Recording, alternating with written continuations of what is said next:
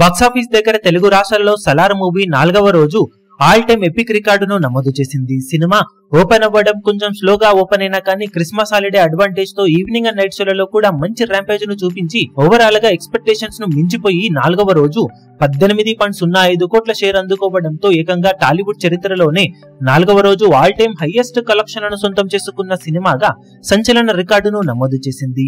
ఇది వరకు ఆర్ఆర్ఆర్ మూవీ 17.73 కోట్ల షేర్ మార్కును అందుకుంటే సలార్ మూవీ ఆ రికార్డును బ్రేక్ చేసి 18.05 కోట్ల షేర్ మార్కును 4వ రోజు సొంతం చేసుకుని కొత్త రికార్డును నమోదు చేసింది.